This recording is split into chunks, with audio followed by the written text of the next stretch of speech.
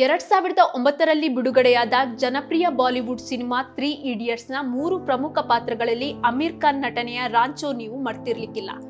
ಸಿನಿಮಾದ ಈ ಪಾತ್ರಕ್ಕೆ ಸ್ಫೂರ್ತಿಯಾಗಿದ್ದು ಇಂಜಿನಿಯರ್, ಶೈಕ್ಷಣಿಕ ಸುಧಾರಕ, ಪರಿಸರವಾದಿ, ಸದ್ಯ ಲಡಾಖ್ಗೆ ರಾಜ್ಯ ಸ್ಥಾನಮಾನ ನೀಡಬೇಕು ಅಂತ ನಿರಂತರ ಹೋರಾಟ ಮಾಡ್ತಿರೋ ಸೋನಂ ವಾಂಗ್ಚುಕ್.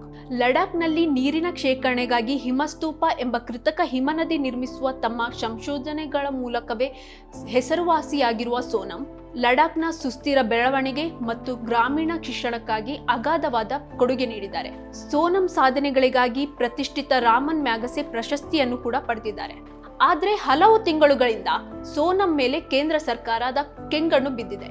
ಇದೀಗ ಲೇಹ್ನಲ್ಲಿ ನಡೆದ ಹಿಂಸಾಚಾರದ ಬಳಿಕ ಅದಕ್ಕೆ ಸೋನಂ ಅವರನ್ನೇ ಹೊಣೆಗಾರನನ್ನಾಗಿಸುವ ಪ್ರಯತ್ನವನ್ನ ಕೇಂದ್ರ ಸರ್ಕಾರ ಮಾಡ್ತಾ ಇದೆ. ನಮ್ಮ ಪಕ್ಷ ಗೆದ್ರೆ ಸಂವಿಧಾನದ 6ನೇ ಪರಿಚ್ಛೇದದ ಅಡಿಯಲ್ಲಿ ಲಡಾಖ್ ಅನ್ನು ಸೇರಿಸೋದಾಗಿ ಕೇಂದ್ರದಲ್ಲಿ ಅಧಿಕಾರ ಹಿಡಿದಿರುವ ಬಿಜೆಪಿ 2019ರ ಲೋಕಸಭೆ ಚುನಾವಣೆಗೆ ಮುನ್ನವೇ ಭರವಸೆ ನೀಡಿತ್ತು. ಆದ್ರೆ 2024ರ ಚುನಾವಣೆಯಲ್ಲಿ ಗೆದ್ದು ಬಂದ್ರೂ ಕೂಡ ಈವರೆಗೆ ಭರವಸೆ ಈಡೇರಿಸಿಲ್ಲ. ಕೇಂದ್ರದ ಈ ಭರವಸೆಯನ್ನೇ ನಂಬಿಕೊಂಡಿದ್ದ ಸೋನಂ ಅವರು ಹಲವು ಬಾರಿ ಪ್ರಧಾನಿ ನರೇಂದ್ರ ಮೋದಿ ಅವರಿಗೆ ಕೃತಜ್ಞತೆ ಸಲ್ಲಿಸಿದವರು. ಕೇಂದ್ರಕ್ಕೆ ಬೆಂಬಲ ನೀಡಿ ಚೀನಾ ವಸ್ತುಗಳನ್ನು ಬಹಿಷ್ಕರಿಸಲು ಕರೆ ನೀಡಿದವರು. ಆದ್ರೆ ಇಂದು ಬಿಜೆಪಿ ಆಟವನ್ನು ಅರ್ಥ ಮಾಡ್ಕೊಂಡಿರೋ ಸೋನಂ ಅವರು ತಿಳಿ ಹಾಸ್ಯದ ಮೂಲಕನೇ ಮೋದಿ ಕಾಲೆಳೆದಿದ್ದಾರೆ. ಇದರಿಂದಾಗಿಯೇ ಕೇಂದ್ರ ಸರ್ಕಾರದ ಕೆಂಗಣ್ಣಿಗೂ ಗುರಿಯಾಗಿದ್ದಾರೆ. ಹಾಗೆ ಮಾಮೂಲಿಯಂತೆ ಸರ್ಕಾರದ ಅಸ್ತ್ರಗಳಾದ ಸಿಬಿಐ, ಇಡಿ ದಾಳಿಗೂ ಗುರಿಯಾಗ್ತಾ ಇದ್ದಾರೆ. ಲಡಾಖ್ನ ಭೂಮಿ, ಸಂಸ್ಕೃತಿ ಮತ್ತು ಸಂಪನ್ಮೂಲಗಳ ರಕ್ಷಣೆಗಾಗಿ ಲಡಾಖ್ ಅನ್ನು 6ನೇ ಪರಿಚ್ಛೇದಕ್ಕೆ ಸೇರ್ಪಡೆ ಮಾಡಬೇಕು, ಲಡಾಖ್ಗೆ ರಾಜ್ಯ ಸ್ಥಾನಮಾನ ನೀಡಬೇಕು, ಸ್ಥಳೀಯ ಉದ್ಯೋಗಕ್ಕಾಗಿ ಸಾರ್ವಜನಿಕ ಸೇವಾ ಆಯೋಗ ರಚಿಸಬೇಕು, ಹಾಗೆಯೇ ಲೇಹ್ ಮತ್ತು ಕಾರ್ಗಿಲ್ಗೆ ತಲಾ 1 ಲೋಕಸಭೆ ಸ್ಥಾನ ನೀಡಬೇಕು ಎಂಬ ಒಟ್ಟು 4 ಪ್ರಮುಖ ಬೇಡಿಕೆಗಳನ್ನು ಇಟ್ಕೊಂಡು 2019ರಿಂದ ಲಡಾಖ್ನಲ್ಲಿ ಚಳುವಳಿ ನಡೀತಾ ಇದೆ. ಈ ಹೋರಾಟದಲ್ಲಿ 2023ರ ಬಳಿಕ ಮುಂಚೂಣಿಯಲ್ಲಿ ಕಾಣಿಸಿಕೊಂಡಿದ್ದು ಸೋನಂ ವಾಂಗ್ಚುಕ್. ಅದಕ್ಕೆ ಪ್ರಮುಖ ಕಾರಣ ಈಗಾಗಲೇ ಸಮಾಜದಲ್ಲಿ ಸೋನಂಗೆ ಇರುವ ಒಂದು ಹೆಸರು ಮತ್ತು ಗುರುತು. ಈ ಪ್ರಸಿದ್ಧಿಯನ್ನು ಲಡಾಖ್ಗೆ ಹೋಗಿದ್ದ ನಮ್ಮ ತಂಡ ಕೂಡ ಪ್ರತಿಭಟನಾ ಸ್ಥಳದಲ್ಲಿ ಕಣ್ಣಾರೆ ನೋಡಿದಿವಿ. ಸ್ಥಳೀಯರು ಸೋನಂ ಅವರಿಗೆ ನೀಡುವ ಬೆಂಬಲ, ಗೌರವ ಯಥೇಚ್ಛವಾದದ್ದು. ಸೋನಂ ಅವರು ಉಪವಾಸ ಕುಳಿತ ಕೂಡಲೇ ತಾವು ಕೂಡ ಉಪವಾಸ ಕೂರುವುದಾಗಿ ಹಲವು ಯುವಕರು ಮತ್ತು ಹಿರಿಯರು ಮುಂದೆ ಬಂದಿದ್ರು. 1966ರಲ್ಲಿ ಜನಿಸಿದ ಸೋನಂ ಅವರ ಕೆಲಸ ಕಾರ್ಯಗಳು ಹೆಚ್ಚು ಪ್ರಸಿದ್ಧವಾಗಿದ್ದು 3 ಇಡಿಯಟ್ಸ್ ಸಿನಿಮಾದ ಬಳಿಕ. ಲಡಾಖ್ನ ಸ್ಥಳೀಯ ಜನರಿಗೆ, ರೈತರಿಗೆ ಜೀವನಾಡಿಯಾದ ನೀರಿನ ವ್ಯವಸ್ಥೆಯನ್ನು ಕಲ್ಪಿಸುವ ಹಿಮಸ್ತೂಪ ಯೋಜನೆಯ ನಂತರ, ಹಾಗೆಯೇ ಪರ್ಯಾಯ ಶಿಕ್ಷಣ ವ್ಯವಸ್ಥೆಯ ಕಣ್ಣೋಟ ಹೊಂದಿರುವ ಲಡಾಖ್ನ ವಿದ್ಯಾರ್ಥಿಗಳ ಶೈಕ್ಷಣಿಕ ಮತ್ತು ಸಾಂಸ್ಕೃತಿಕ ಚಳುವಳಿಯ ಸಂಸ್ಥಾಪಕರು ಕೂಡ ಆಗಿದ್ದಾರೆ ವಾಂಗ್ಚುಕ್. ಆದರೆ ಕೇಂದ್ರ ಸರ್ಕಾರದ ವಿರುದ್ಧ ಧ್ವನಿ ಎತ್ತುತ್ತಿದ್ದಂತೆ ದೇಶದ್ರೋಹದ ಪಟ್ಟವನ್ನು ಸೋನಂ ಅವರಿಗೆ ಕಟ್ಟಲಾಗ್ತಿದೆ. 2024ರ ಮಾರ್ಚ್ನಿಂದ ಈವರೆಗೆ ಸೋನಂ ಅವರು ಒಟ್ಟು 4 ಬಾರಿ ಉಪವಾಸ ಸತ್ಯಾಗ್ರಹವನ್ನು ನಡೆಸಿದ್ದಾರೆ. ಈ ವರ್ಷದ ಆಗಸ್ಟ್ನಿಂದ ಲೇ ಅಪೆಕ್ಸ್ ಬಾಡಿಯ ಭಾಗವಾಗಿರುವ ಸೋನಂ ಅವರು ಸೆಪ್ಟೆಂಬರ್ 10ರ ಬುಧವಾರದಿಂದ ಸದ್ಯ 5ನೇ ಬಾರಿಗೆ ಉಪವಾಸ ನಡೆಸುತ್ತಿದ್ದಾರೆ.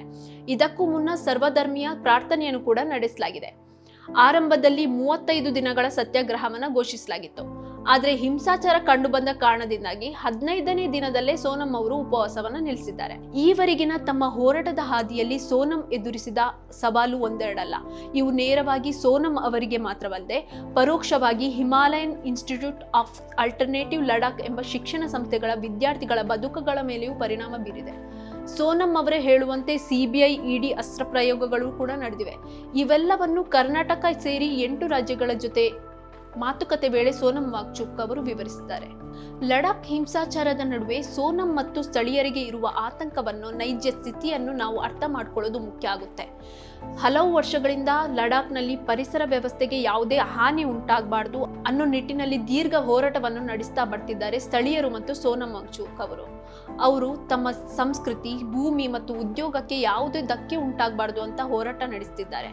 ಅದೇ ಆತಂಕವನ್ನು ಕೂಡ ಹೊಂದಿದ್ದಾರೆ. ಅಂತಹ ಎಲ್ಲಾ ಅನಾಹುತಗಳು ಈಗಾಗಲೇ ನಡೀತಿದೆ ಅನ್ನೋದನ್ನ ಲಡಾಖಿಗಳು ಉದಾಹರಣೆ ಸಹಿತ ವಿವರಿಸ್ತಾರೆ.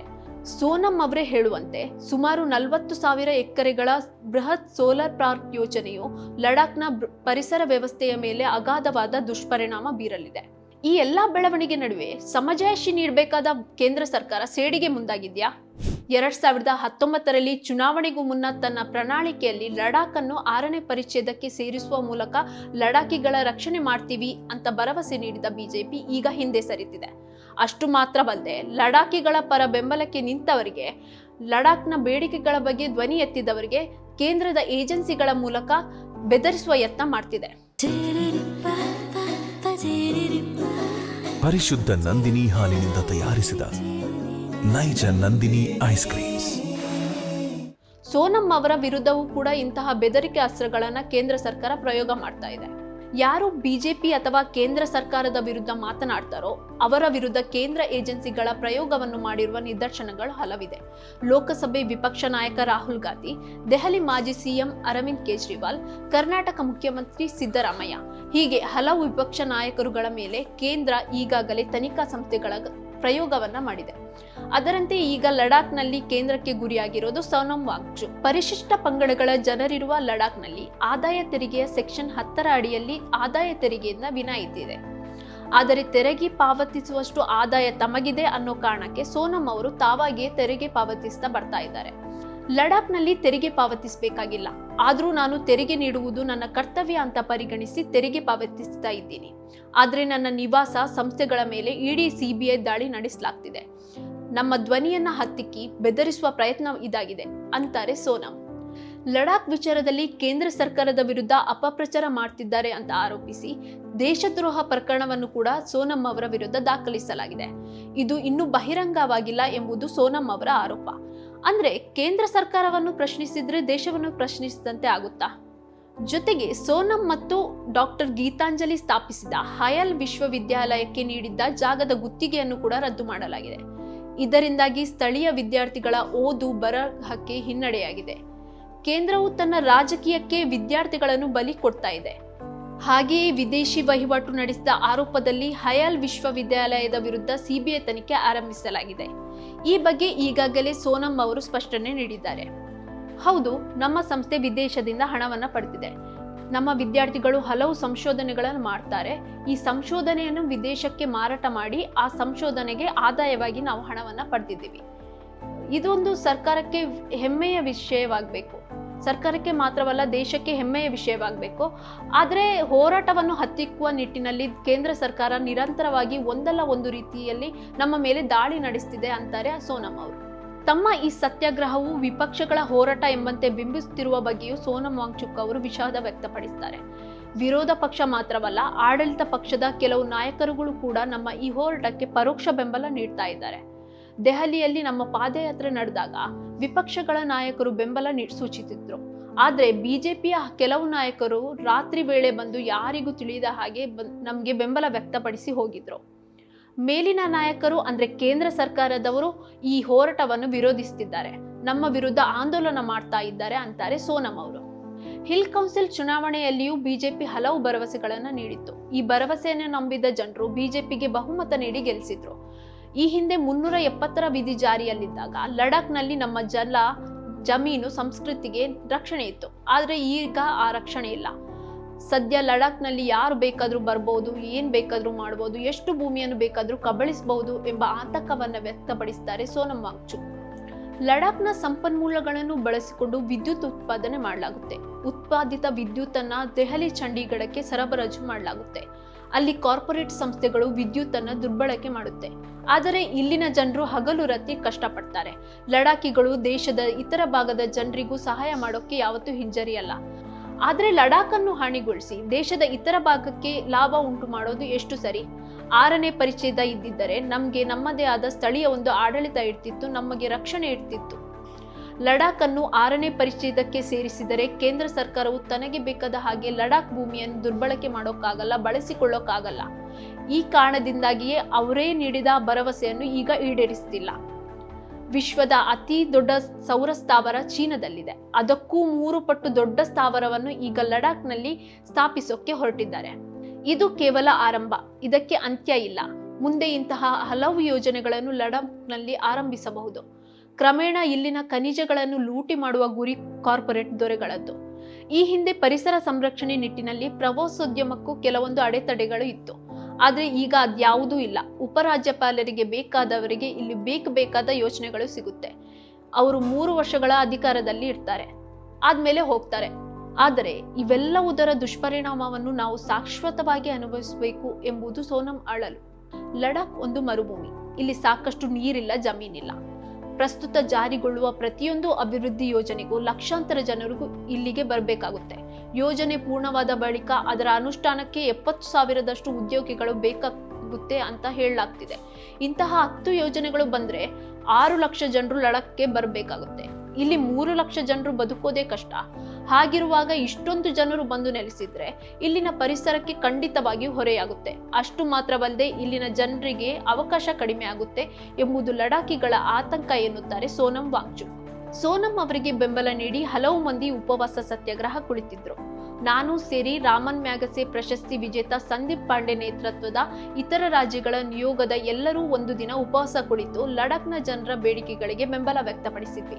ಈ ಸತ್ಯಾಗ್ರಹದ ಬಗ್ಗೆ ಈದಿನ.comಗೆ ಪ್ರತಿಕ್ರಿಯಿಸಿರುವ ಲೇಹ್ ಮಹಿಳೆ ಸೋನಂ ಪಲ್ದೇಸೆ, ವಯಸ್ಸಾದವರು ಸೇರಿ ನಾವು ಹಲವು ಮಹಿಳೆಯರು ಮನೆ ಬಟ ಬಿಟ್ಟು ಇಲ್ಲಿ ಸತ್ಯಾಗ್ರಹ ಕುಳಿತಿದ್ದೀವಿ.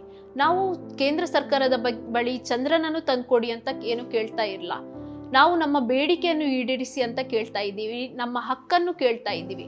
ಚುನಾವಣೆ ಪ್ರಣಾಳಿಕೆಯಲ್ಲಿ ಅವರೇ ನೀಡಿದ ಭರವಸೆಯನ್ನು ಪೂರೈಸಿ ಅಂತ ಕೇಳ್ತಾ ಇದ್ದೀವಿ. 5 ವರ್ಷದಿಂದ ನಮ್ಮ ಈ ಬೇಡಿಕೆ ಈಡೇರಿಸುವಂತೆ ಹೋರಾಟವನ್ನ ನಡೆಸ್ತಾನೆ ಇದ್ದೀವಿ. ನಮ್ಮ ಜೀವ ಇರುವವರೆಗೂ ನಾವು ಹೋರಾಟ ನಡೆಸ್ತೀವಿ ಅಂತ ಹೇಳ್ತಾರೆ. जी, मेरा नाम सोनम पल्देसे है। मैं पिछले 10 तारीख से यहाँ अनशन पर जोड़ी हूँ जी। हम कुछ मेलाएँ हैं, जिनमें एक बुजुर्ग मेला भी है।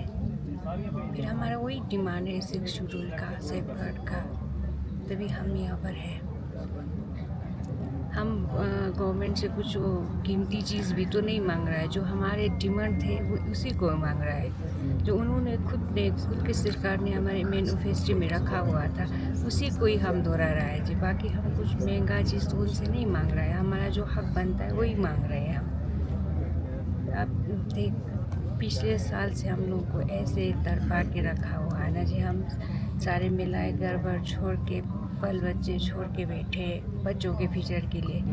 पढ़ा लिखा के बच्चों को तो हमने बड़ा किया, अगर उनका फ्यूचर ही नहीं बन रहा है तो फिर हमें बहुत दुख हो रहा है। ऐसे है।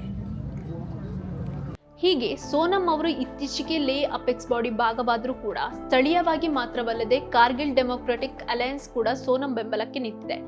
ಇದೀಗ ಒಟ್ಟು 8 ರಾಜ್ಯಗಳ ಒಂದು ನಿಯೋಗ ದೆಹಲಿಯವರೆಗೂ ಈ ಪ್ರತಿಭಟನೆ ಕಾವು ವಿಸ್ತರಿಸುವ ಹಾಗೆಯೇ ದೇಶದ ಇತರ ರಾಜ್ಯಗಳಲ್ಲಿಯೂ ಲಡಾಖ್ ಜನರ ಬೇಡಿಕೆಗಳ ಪರವಾಗಿ ಧ್ವನಿ ಎತ್ತುವ ನಿರ್ಧಾರ ಮಾಡಿದೆ. ಆದರೆ ಲಡಾಖ್ನ ಈ ಹೋರಾಟವನ್ನು ವಿಪಕ್ಷಗಳ ಹೋರಾಟ ಎಂಬಂತೆ ಬಿಂಬಿಸುತ್ತಿರುವ ಬಿಜೆಪಿ ಈ ಹಿಂದೆ ಮೋದಿ ಯೋಜನೆಗಳಿಗೆ ಪ್ರತ್ಯಕ್ಷ ಮತ್ತು ಪರೋಕ್ಷವಾಗಿ ಬೆಂಬಲ ನೀಡಿದ್ದ ಸೋನಂ ಅವರನ್ನು ಓರ್ವ ವಿಪಕ್ಷ ನಾಯಕರಂತೆ ನೋಡುವುದು, ಅಪಪ್ರಚಾರ ಮಾಡುವುದು ಖೇದಕರ. ಇವೆಲ್ಲವುದರ ಹಿಂದೆ ಲಡಾಖ್ನ ಸಂಪನ್ಮೂಲಗಳನ್ನು ನಿಧಾನವಾಗಿ ಕೊಳ್ಳೆ ಹೊಡೆಯುವ ಹುನ್ನಾರ ಖಂಡಿತವಾಗಿಯೂ ಇದೆ. ಈ ಮೂಲಕ ಹಿಮಾಚಲ, ಉತ್ತರಾಖಂಡದಂತಹ ಪ್ರಾಕೃತಿಕ ವಿಪತ್ತುಗಳಿಗೆ ಲಡಾಖ್ ಸೀಮೆಯನ್ನು ನೂಕುವ ಎಲ್ಲಾ ಸಾಧ್ಯತೆಗಳಿವೆ. ಮತ್ತಷ್ಟು ವಿಶೇಷ ವಿಡಿಯೋಗಳನ್ನು ನೋಡಲು ಮತ್ತು ಹೊಸ ವಿಡಿಯೋಗಳ ಬಗ್ಗೆ ತಿಳಿಯಲು ಈದಿನ.com ಯೂಟ್ಯೂಬ್ ಚಾನೆಲ್ ಸಬ್ಸ್ಕ್ರೈಬ್ ಮಾಡಿ ಮತ್ತು ಬೆಲ್ ಐಕಾನ್ ಕ್ಲಿಕ್ ಮಾಡಿ.